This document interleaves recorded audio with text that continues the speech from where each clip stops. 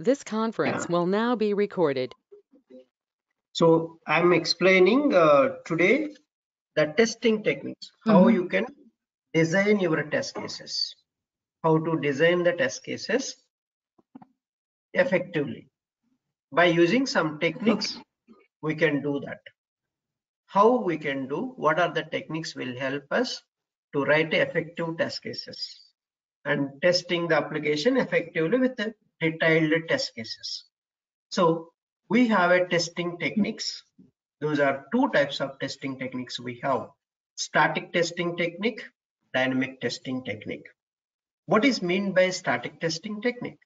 A static testing technique means a software products are examined manually, just verified manually with a set of tools, but not executed. That means without executing a software code, without doing any action on the software application, you just look at that, verify that whether it is present or not. That is called static testing technique. Static, it doesn't change, code doesn't move, just examining all the functionality is present in the application, all the requirement document, test case document is correct or not. It's a verification, just a verification process is one of the example for a static testing technique. So in this verification process, what are all the techniques are there? We have reviews, walkthroughs, and inspections. These are the static testing techniques. How we'll do verification? By reviewing documents, by inspection meetings, by walkthroughs. So you can do a static testing. And this is the static testing techniques methodologies how you are going to use. Let me show somewhere I kept it.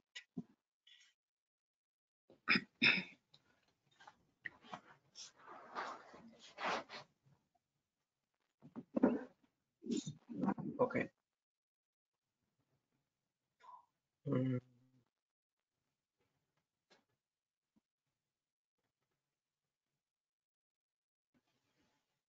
Okay, it's not there. Fine. So these are the static testing technique. Techniques are two types: static testing, dynamic testing. In the static testing technique, you have reviews, inspections, and walkthroughs. So let me draw so that you can get a better idea. So these are the techniques. So testing techniques.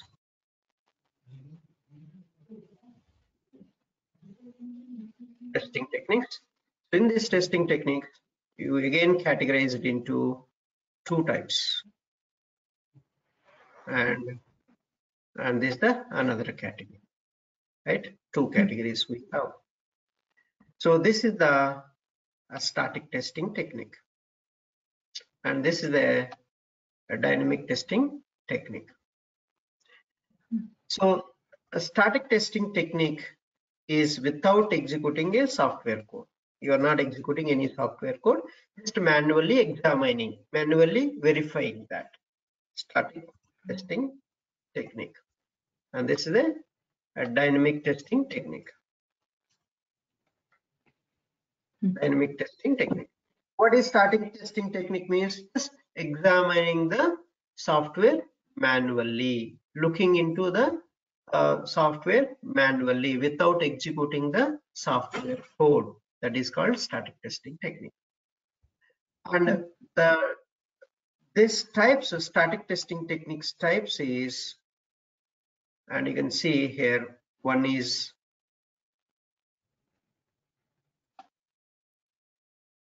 so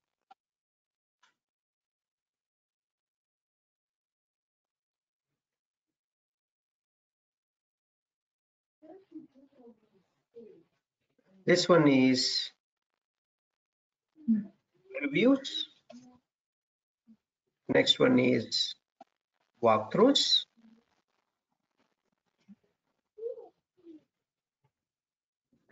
And inspections.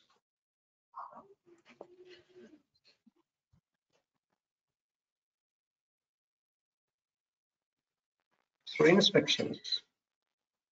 So these are the different static testing techniques. So then you have dynamic testing techniques. We have many categories again. So those categories are like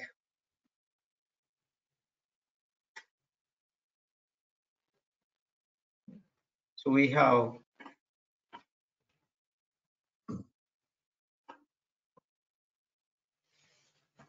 so many other types are there. So what is the other types? So we have black box testing technique.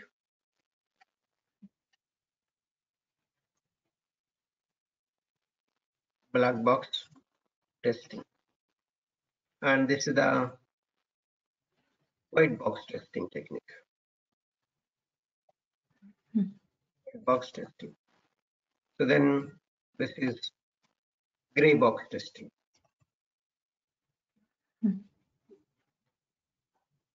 Gray box testing. So this is the different category of dynamic testing. So what is dynamic testing technique? A dynamic testing technique is a so where you can execute a software code by giving some input data and verify the output with expected result. That is called dynamic testing technique. And so what you will do, you are executing the software code here by inputting the data, by giving a valid data or invalid data, whatever the data, input data you will give, and you will see the output, and that will be compared with the expected result. So from where you will get expected result? Next. From where you will get expected result?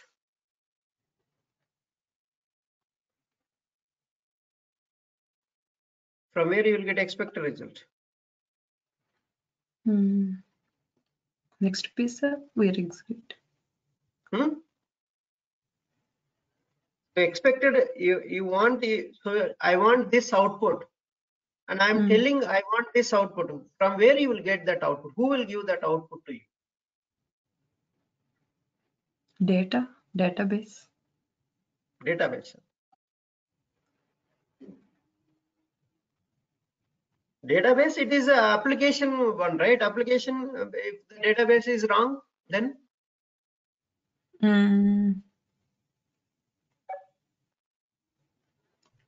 What is the question, sir? Suppose we are giving data to. No, my question is, on what basis you will verify the application output? Application output, how do you know it is correct? How can you say it is correct? After regrading. What is the base? What is the base for the application output? So that output is correct, on what basis you will verify, and from where you will get that base point?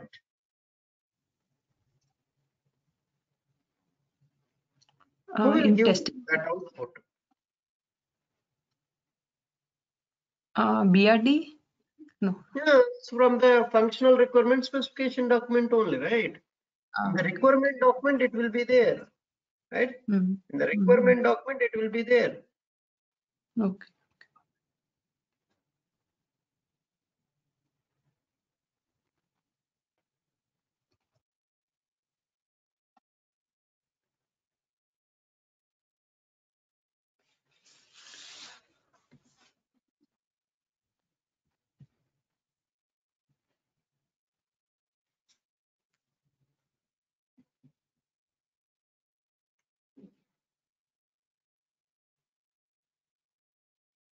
Right? So this is the testing techniques. And so are you clear now what is the static testing technique and dynamic testing technique? And static testing technique, how you will perform, and dynamic testing technique. So again, categorize it into three.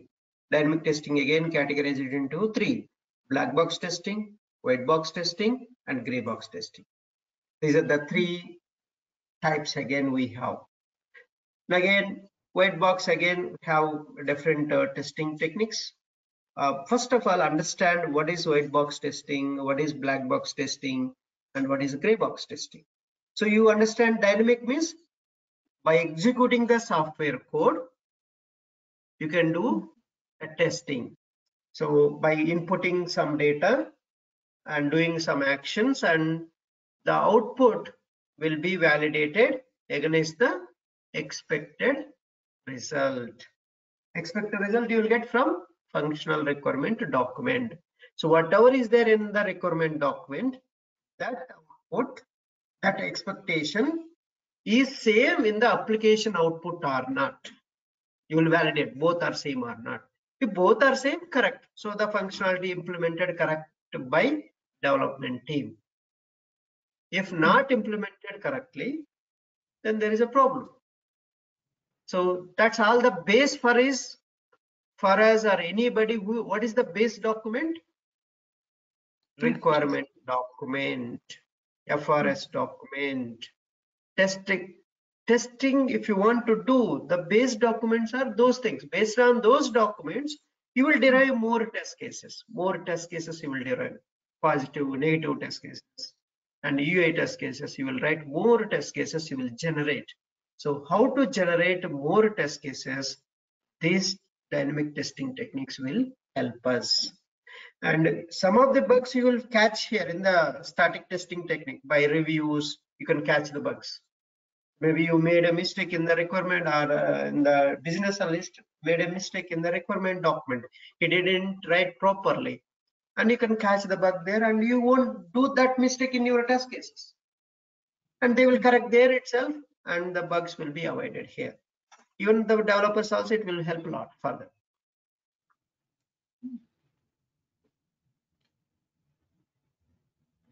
So that is this testing techniques. So first, what is this equivalence class partitioning means? So what is mean by equivalence class partitioning?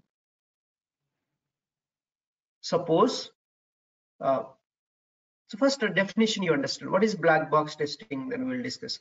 So dynamic testing technique is the software is executed using a set of input values, and its output is then examined against the expected output. Examined and compared to what is expected. So with expected result, this output is same or not, you will compare. That is called dynamic testing technique. Then what is black box testing? What is black box testing? A black box testing is mainly focus on external behavior of the application, on the UI, mainly on the UI. In the inside the application, whatever is there, you don't need to bother about that. You are not worried about the code. So internally they will write a lot of code, right? You don't bother about what code they have written. Your main focus is on the UI. So what is appearing for you, how it is behaving. And the behavior is based on the functional requirement specification document or not. That's what your focus. That is called black box testing. Black box testers also called manual testers. Black box testers also called manual testers. And the advantage of black box testing is a tester can be non-technical. You don't need to be a programming knowledge. You don't need for manual testing. That's the black box testing concept.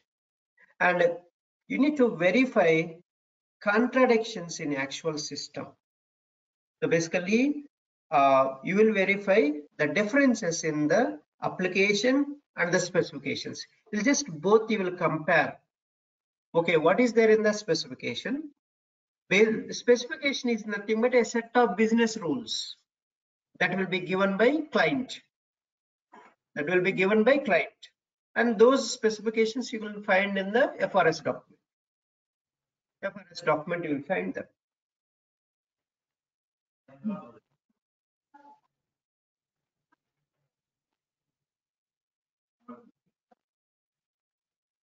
So these contradictions between the system and system is application and the specification. Specification means your requirement document. The difference, anything is there. That difference you can see and you can verify using this black box test. And test cases can be designed as soon as the functional specifications are available. Once you have a functional requirement specification document, immediately you will read and understand the functional requirement specification document, then you'll start designing the test cases. That's the advantage with this black box testing. You don't need to be a technical. Technical means basically programmatically knowledge, programming knowledge. You don't need for manual testing. Okay, so then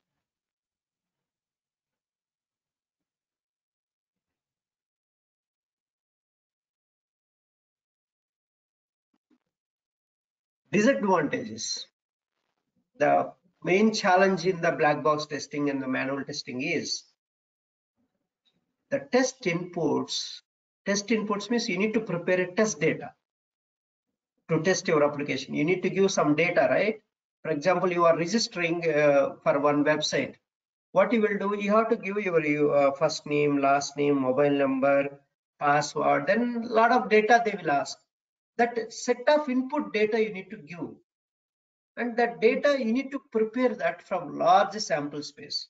Suppose I want to search particular hotels in UK based on the pin code. How can you search? So you have to gather different pin codes, right? Or different countries pin code, you need to gather this.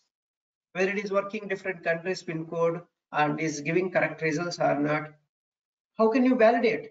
If you have that test data, then only you can check your application is giving correct data or not. But that test data you need to prepare, right? That's a bit a difficult task for the manual tester.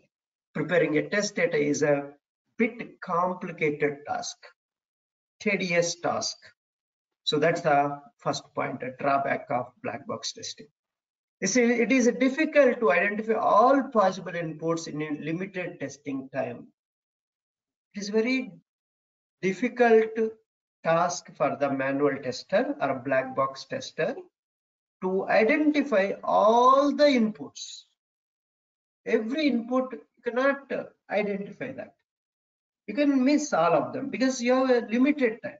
You cannot test each and every input. That is not possible with this black box testing technique. So writing test case is a bit slow and difficult task, another thing. So you need to understand the requirements, then you need to write more test cases. It's not easy. First, understanding the requirements is a bit tough choice. And again, from requirement, you need to derive many test cases. You have to derive a lot of test cases. So that is the writing test cases a bit a tough task. The chances of having unidentified paths during this testing. So during manual testing, what will happen? You will miss some scenarios, maybe due to repeated task, every day same task you're doing, you'll get bored. Then you will miss some scenarios. There is a chances of missing the some test cases, some scenarios you might miss. That's this black box test. And also you will get bored and every day you have to do the same tasks. It's like a mechanical life, mechanical cycle. Every day you have to do same thing on the application. Testing, manually. Every day time you will do everything. That bit a tedious task. That's the problem. And also, and if you want immediate release, and you cannot give a sign off immediately because you need to test manually, means it takes a lot of time. So that's a bit a tedious task and takes a long time to validate all the features. That's a drawbacks. All the drawbacks you can explain. So let's go now one by one technique. I already listed out here, right? This is the equivalence class partitioning, boundary value analysis, decision table testing, and state transition testing, error guessing. These are the 5 techniques under black box testing technique. So let's see one by one, then we'll see tomorrow white box testing techniques, okay? First one is equivalence class partitioning means what?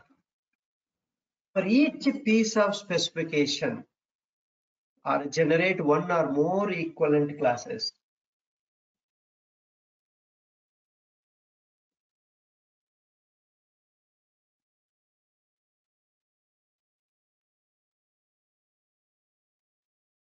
So that's each piece of specification, that means a business rule, will be categorized into equal classes.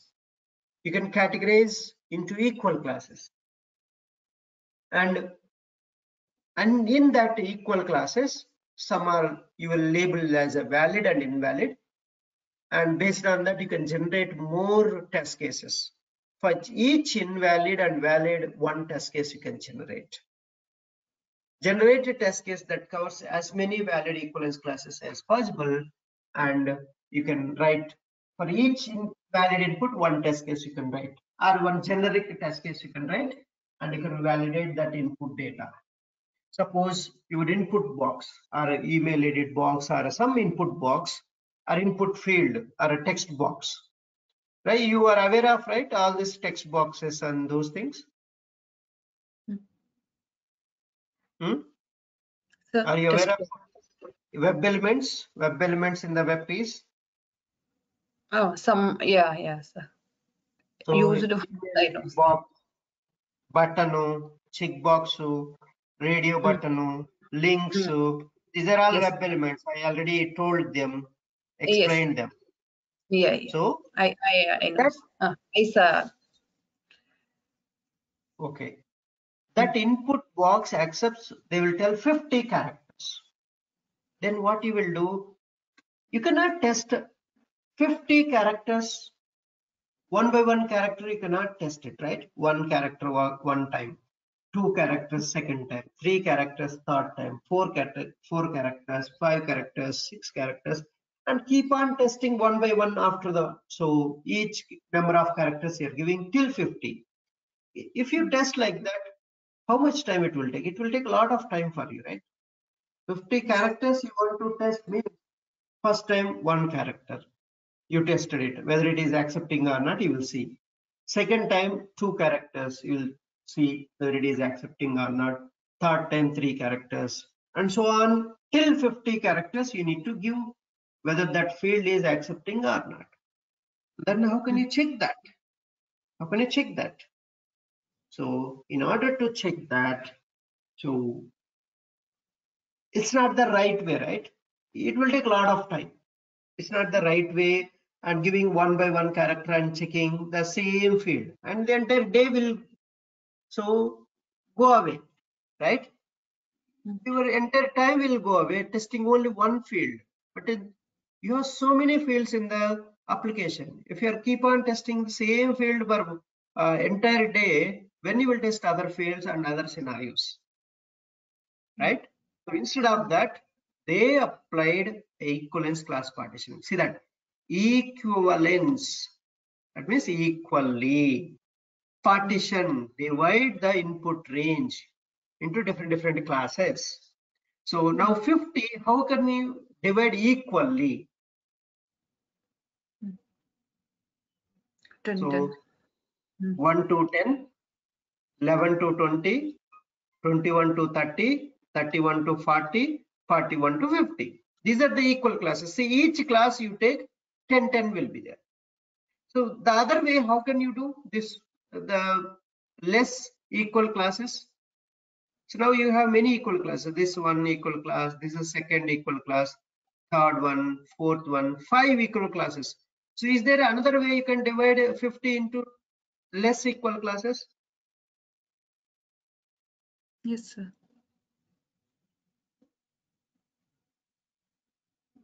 How can you do?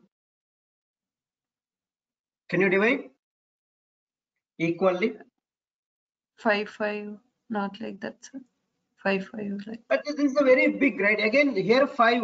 If you take 1 to 5, again 6 to 10, that will give you more, right?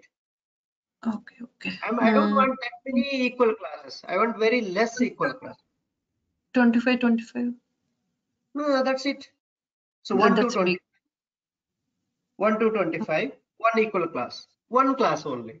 And then 26 to 50, 2 equal classes only you got here. Yes. Less equal classes, but here 5 equal classes are there. I don't want 5 equal classes. 1 to 10. Sir. Or 1 to 25, one equal class. 26 to 50, one equal class. Suppose. Why you are dividing like this? If you test at least one, for example, 5 characters I'm giving and this input box, 5 characters it has accepted, then what you can say, this class is passed. This entire class is passed. That means 1 to 10 characters it will work out. Only one input in between that you give. If it works fine, all other characters you don't need to check again. It will pass automatically. So that means that class is passed. Then 11 to 20 in between few characters. For example, I will take 16 characters. I'll take 16 characters. I'll directly dump into this input box. If this 16 characters accepts, then I mean to say 11 to 20 all characters the field will accept. Again, you don't need to test 11 characters, 12, 13, 14, 15, 16, 17, 18, 19, 20. You don't need to test all other characters. So if one input data in between that class, it works. That means that class is passed. So that class, any character it will accept for you. Don't need to test all other characters. Again, same 21 to 30, one input range you take. And that many characters you input there. If it works fine, and then you can say that class also pass. And then 31 to 40. So that class also pass if you take some input, if the input field accepts all those characters. 41 to 50 it accepts, that is also fine. Then 51 to 60 I took. Then if you give 51 to 60 any characters, and it won't accept. Why it won't accept? Because the requirement is clearly telling 1 to 50 only it accepts. 1 to 50, see that this clearly telling here an input back accepts 50 characters only, but we are giving 51 to 60. It should not accept it. That's invalid. That means you are giving invalid input data, and the field should not accept. The field should not accept. That's invalid. Now all these classes are valid only. So all these classes are valid only. So valid classes. So that is the equivalence class partitioning. In each class, you take one input instead of testing all other characters, instead of all other numbers. What you can do, you test only single input in that class. If that input passes, that class, entire class will pass. No need to test each and every the input number again. So are you clear now what is equivalence class partitioning? Why you are doing equivalence class partitioning? Yes. So, instead of testing 1 to 50 characters, each one character, what we are doing, we are dividing the input range into equal classes and testing in each class one input data you are taking and you are inputting in the input box. In the text box you are typing. If that accepts, that means the entire class will work out any characters later if you give also. You don't need to test each and every character. That's the equivalence class partitioning means. And if you give out of range, it's out of range. 50 above you should not accept. That's invalid. And these are all valid only. 1 to 10 between any number you give, that is a valid test case. 11 to 20 anything you give is a valid test case. 20 to 30 any input data you give, it should accept, and it is accepting. And 31 to 40, 41 to 50, if it is accepts, that's a valid. Other than that, anything if you give 50 above and 1 below, if you give, that's invalid. That's a invalid. Invalid means the system should not accept, your application should not accept. Only valid input data only your field should accept. That's how we can generate this input box thing. So that's how we can test. So these are all the things. Okay, so this input field accepts 1 to 50 characters. I'm saying input box accepts so 1 to 50 characters. So then what you need to do, you instead of testing one by one, so what you will do, you will divide this into equal classes. So first class is so 1 to 10, and second class is 11 to 20. Third class is 21 to 30. Third one is 31 to 40. Next 41 to 50. Right? These are the classes. Then you can give 51 to 60. This is invalid. Yes. So what he is telling very clearly, read the requirement. This is the requirement specification document they will give. So what they're telling, 1 to 50 characters only. But if you, these are all valid, and below this, if you give, that is invalid. -1, so like this, -1 to 0. -1 to 0 if you give, this is invalid, right? This is invalid.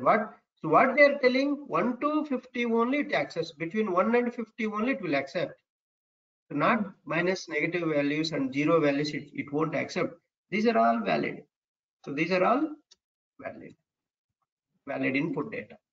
So this is this range. If you give this range and this class is pass, then you can say simply, so suppose you have given one input data, that is pass. So that is pass. So you can say simply, so it is accepting, the input field is accepting. So you can say pass. And this also same next. So this also, so it is accepting. Pass. So you can say pass. So it should accept. But here, if you give invalid, it should throw error message to you. So what it has to show? It should throw error message. Should throw error message. So it should throw error message saying that it is not valid. And here also is valid. Here also is valid.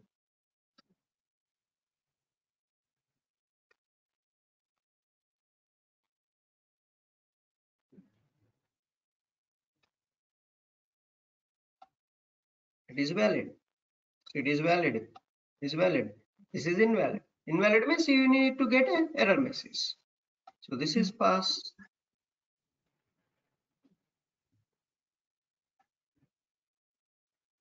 So this is pass. This is pass. So this is how you can target this. So this is the equivalence class partitioning means. So you are dividing this input data into equal classes. And you are testing, you give here one input data. Suppose you give first 5 characters. So it should accept 5 characters. It will accept. Then in this range you give 12 characters. It should accept. Then so in this range you give, so you don't need to test other characters. So if 12 characters works, any character you give in this class, it will work automatically. Oh, You don't need to test each and every 11 or 13 or 14 or 15 or 16 or 17, 19 characters. You don't need to test again. You can save a lot of time. mm. That's the purpose of this equivalence class partitioning testing technique will help us. And again, you don't need to 121 to 31 character, one input data you take. Suppose 21 to 30, right? You could take 27 characters. 27 characters you can take. And same way, you can take 31 to 40, you can take 32 characters or 33 characters. And then 41 to 50, you take some 48 characters. So like this, you can take multiple characters and test it. If that fails, it accepts. That entire class will be passed. You don't need to test other characters. That's the advantage. You're saving a lot of time here, right? Instead of testing in each character, you're in this range, in this class, equivalence class, one input data you're taking, you're checking whether it is accepting or not. If it accepts, the entire class will work out automatically. You don't need to test again and again. That's the equivalence class partitioning means. Is this clear? Yes, sir. So dividing the input range into equal classes is called equivalence class partitioning. Okay? So it should be in between the range. Outside range means it's invalid. It's invalid. See that these are the invalid. Negative values and blank values. If you give blank fields, should not be there. So you should provide some data. At least characters you have to provide. If you're not providing, then the application should not accept it.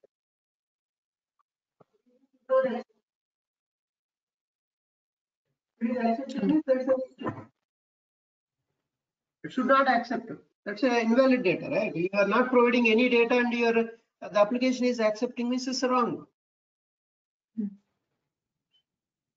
Blank data, it should not accept it. Yes. That's the one.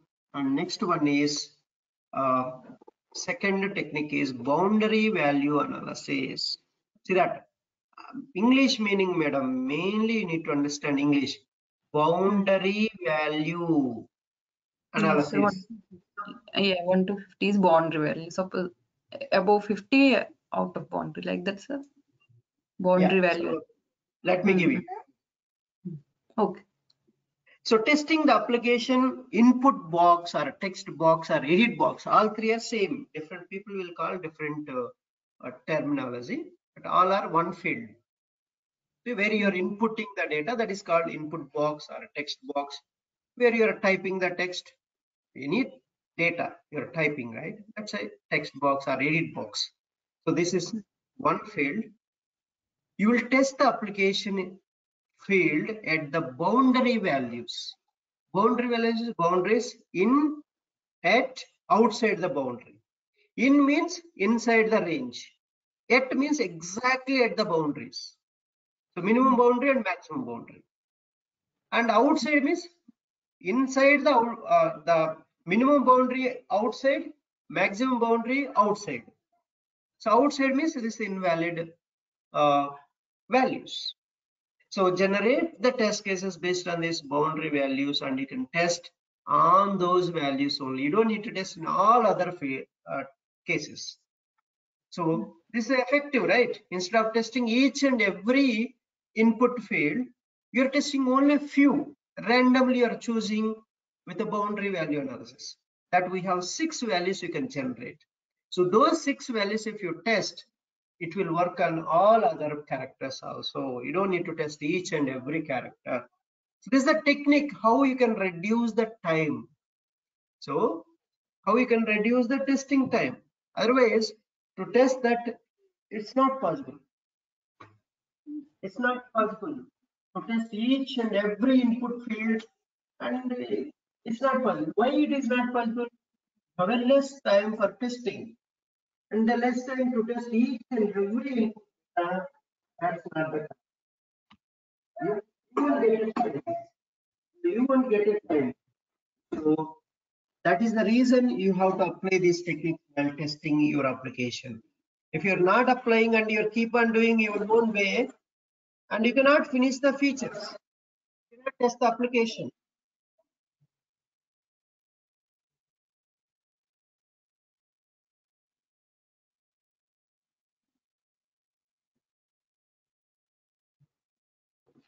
Hello, sir. But that is the reason you have to apply. Now see, what boundary value analysis if you apply on the input range, you will get 6 values. Minimum value, you test it. So it should accept or valid or invalid, you see that. And minimum plus 1. Minimum plus means it will come inside the range. Minimum minus 1, it will go outside the range, outside the minimum value. The maximum value is the last boundary value. And maximum plus 1 means outside the boundary. This is the exact boundary. This is the outside the boundary. And this is the inside the max value. If you test on these 6 values, and your field will accept at any character. That is the 6 test cases you can generate with this boundary value analysis. Let's apply this. Password should accept 6 to 12 characters. Password field should accept 6 to 12 characters. Now we will apply this. Apply for this formula. So minimum boundary value is 6. So minimum value is 6. So minimum plus 1. Minimum plus 1 means minimum value is 6. 6 plus 1, 7. So that means 6 characters you give, it should accept. 7 characters you give, it should accept, because 6 and 12 between 7 is there, right? Yes. 6 after inside only 12, 7 is there. So it should accept. This is the valid value. And a minimum minus 1, 6 minus 1, 5. 5, 6 before that boundary outside. 6 is the exact boundary, but this before it is there. That means this is invalid. If you give 5 characters and it should not accept, they told what is the specification they have given? 6 to 12 characters only. Either 6 characters or 6, 7, 8, 9, 10, 11, 12. Only these characters should accept a password. Not more than that, not less than that. If it accepts, it won't allow. Now max values, maximum boundaries. Now minimum is 3 values you got, 6, 7, 5. In this, what are the valid values? What are the invalid values in these 3? Minimum 6, 7.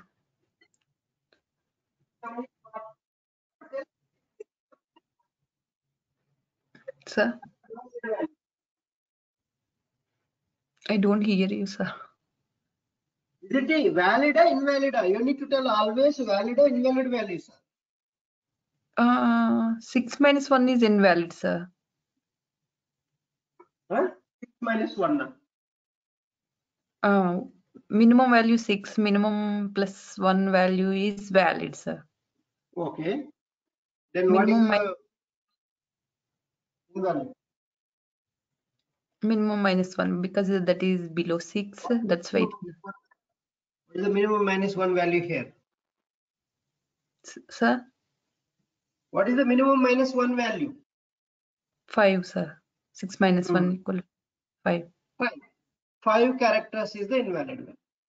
That means 5 characters if you give, the password field should not accept. It should report an error message saying that invalid password. The error message should throw for us. If it is not throwing, that's a bug. You should not accept 5 characters. Okay? That's how you will generate the more test cases. Now here you see that. So maximum exact value, maximum value is 12. Maximum plus 1, 12 plus 1, 13. And max minus 1, 12 minus 1, 11. Now in this, you tell me which is a valid, which is invalid. 12 characters is valid, 11 characters are valid, but 13 characters are invalid, sir. That's it. That is exactly out of boundary, right? 13 is out of boundary. That's why it is a invalid.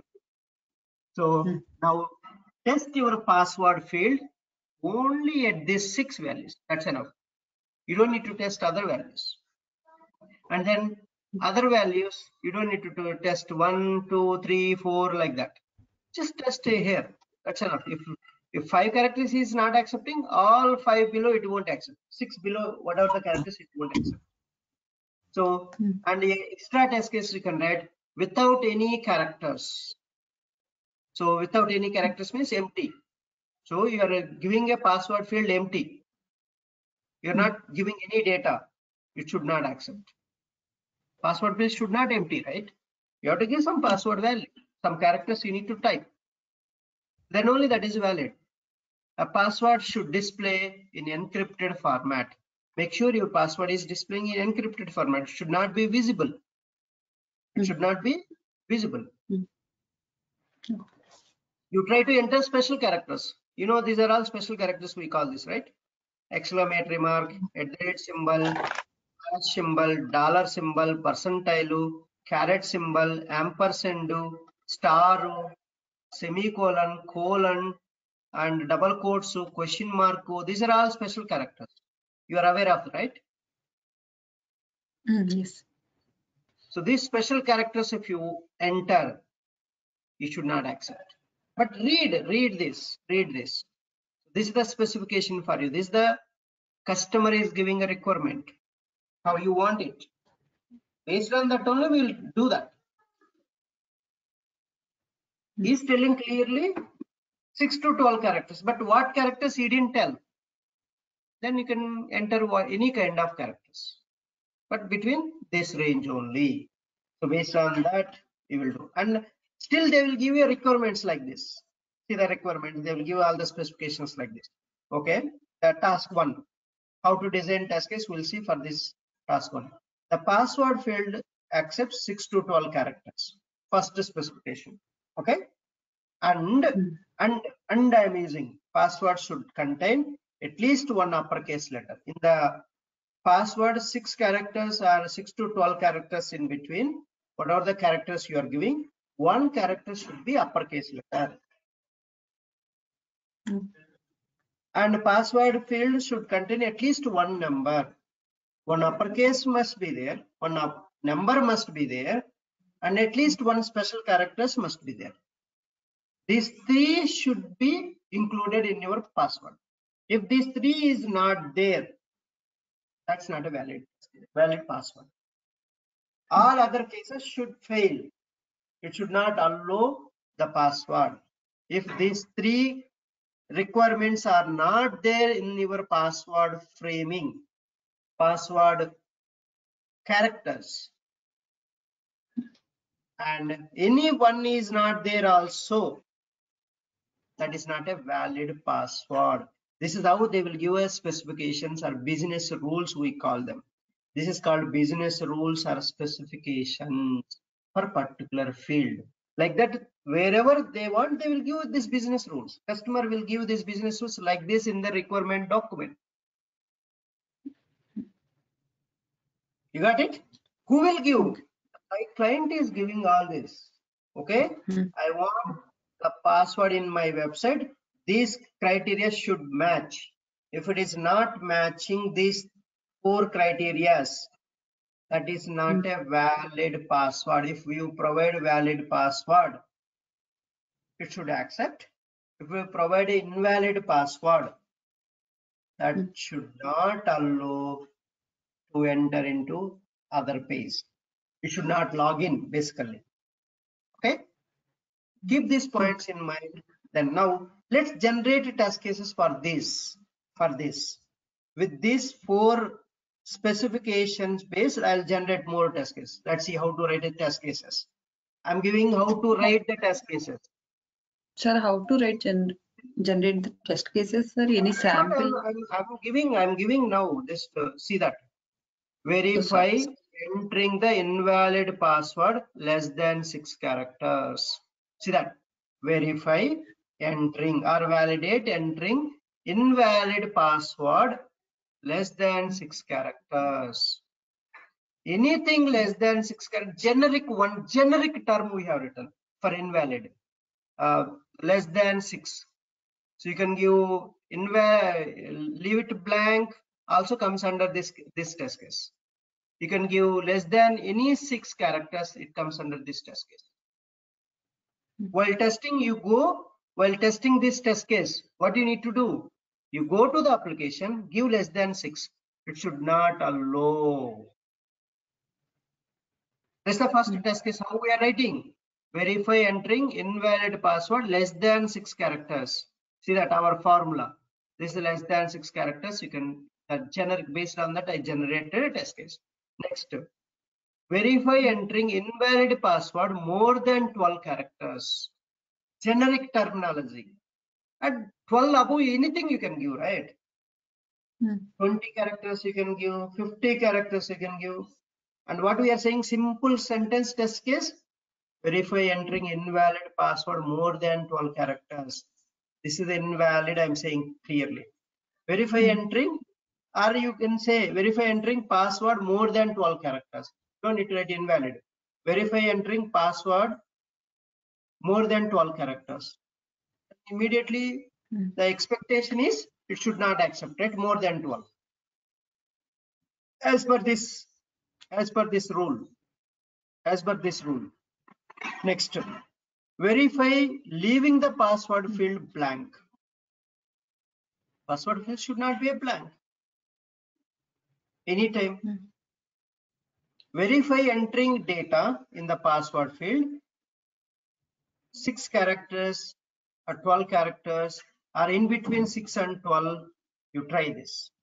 So verify entering the data in the password field.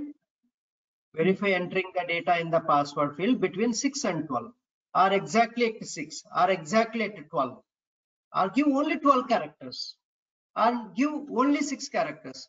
Then check whether it is accepting or it should accept. They're telling, right? 6 characters it should accept. 12 characters also it should accept. 12 above it should not accept. 6 below it should not accept. But 6 and 12 in between, any number it should accept. That's a one test case we have written. That's one simple test case we have written.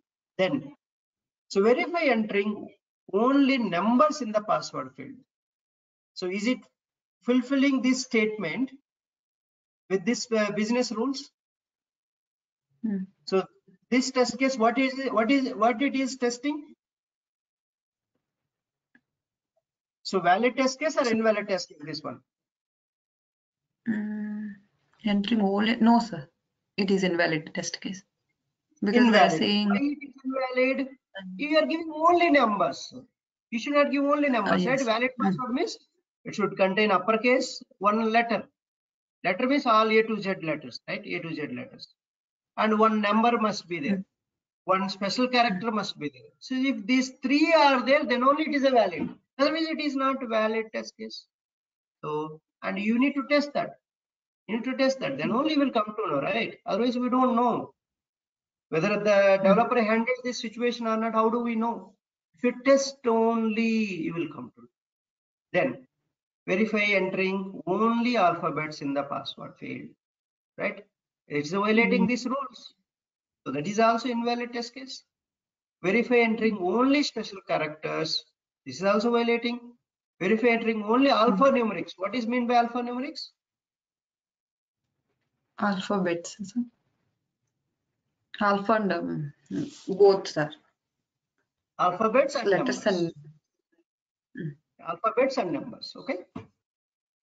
So this is also invalid. See, invalid test case more will come. Valid test case only one. You see, only one will come. Remaining all are invalid only.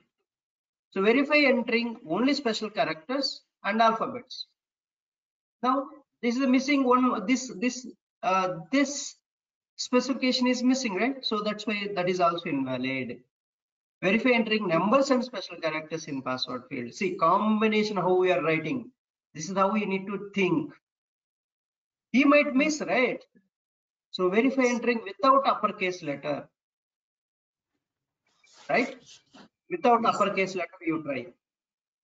See here, only numbers you did, only special characters, You covered all 3. Again, the combinations you are taking, alphanumerics, that's invalid. Alphabets and special characters, that also you covered. numbers and special characters. See, combinations, you are trying different things. This is the how to write the design the test cases. Okay, so you try designing these test cases, and in the rediff.com one more is there. I'll just show you. Just save, you write extra test case you will get here. So you go to create account page. Okay, create account page. Okay. See that the specifications must contain 6 to 12 characters. This password field must contain both upper and lowercase letters. Both should be there. Okay, in the password. Must contain numeric characters. One numeric character must be there. Must contain one special character. Should not contain username or first name or last name. See, you will get a more test cases here. Extra one more feature you got. Your password should not be a username. Your password should not be your first name. Your password should not contain the last name. See, 3 test cases you will get in this statement. Invalid test case. You try to give only username. You should not accept. You give first name. You should not accept. You give last name. You should not accept. 3 test cases here. Here itself 3 times you need to test this statement. This is the specifications they will give. This is called business rule. Like this, they will explain in the requirement document for you. Based on this, you generate more test cases. You try different combinations. So this is how I have given how to generate different combinations. You try these different combinations. Then, so the input field accepts date, DD, YY format. You need to write for this test cases. How can you write? So valid test cases first. Give date of birth. For example, date of birth field. So DD, YY format, valid date. So enter valid date in the input field in the format of DD, YY format. That's the first test case. And next, so you negative test case will come now. All the negative test cases now. So you give date as a 0. You should not accept, right? Date should not be 0. And then month 1 to 12 only can give. Like 1 to 12 only give. So you cannot give 13 month. That is invalid. And year also you can give past date and future date you cannot give. So the date of birth should be always in the till current date only, right? It should not be a future date, right? Yes. With date of birth means it should be current till current date or past date, not the future date. So that future date also you give that you test it and give one time you give invalid day and give these two as valid. That's invalid test case. And next one, next time you give this valid and this invalid and these two you give valid, and that's the one test case. Next, these two you give valid and you give year is a invalid. That's another invalid test case. So like this, are all 3 you give invalid. That's also one test case. So this is a combination of test cases you need to write. That's how to design the test cases. It's not testing only correct, only one value giving and testing is over. We should not tell that. So testing one field means all the combination of inputs you need to write and test it. Write the test case for mobile number. You write the test case for mobile number. How can you test a test case for mobile number? Mobile number will accept maximum 10 characters only, right? Yes. It should not more than. Based on that, you think. Based on that, you think, madam, how many test cases you can generate. Only valid is only one test case is a valid. Entering 10 numbers only. Verify entering 10 numbers in the mobile number. That is the only valid test case. Remaining all other invalid. Entering more than 10, entering less than 10, leaving mobile number field blank, or entering instead of numbers, entering alphabets, entering special characters. These are all invalid. So this also you write test cases for this. Okay. So this is the boundary value analysis. Boundary value analysis is, so I need you this test case, mobile number test case you need to write, date of birth test case you need to write, and password field. This Rediff one is the right. So the Rediff one. Sir, I don't understand. How can I write, sir, that Rediff? How can I write? I don't understand. These two are I understand. How can I write? I This can one, get it. this is 6 to these requirements you read, madam. Your requirements you read. I already given one example, right? Okay. Based I on already that, I given can. an example. Based on that, you write more. Here you will get extra test cases here. For this, for these things, anyhow, you have already, Okay, right? sir. You have already. I have given in our blog, and extra you will get here. You need to get 3 more. Should not contain. Read the requirement. First, read the requirement. That's what you need to do. So password you are giving, madam, you are giving your username. It is what it is saying, what customer is saying. You are giving a username. Your username. What he is saying, username should not contain in the password he is saying. And you have to test that. You have to think that. Okay, I should not give. And the customer, the developer is handling this case. You think, right?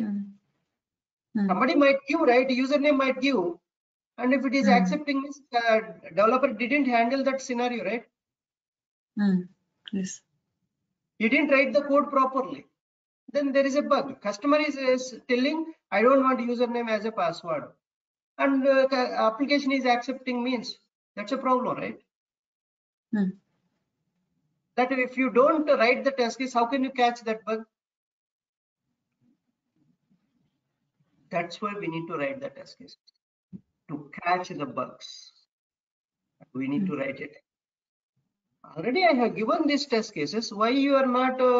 I think you haven't understand this how to write test case for these 3. This I explained clearly. I understand now, sir. And this one is extra. You are getting extra. Few more, 3 more test case extra will add. So you need to write verify entering password as a username. Verify entering first name as a password. Verify entering last name as a password. These are the test cases. I have given already test cases. Okay. So you write for all 3.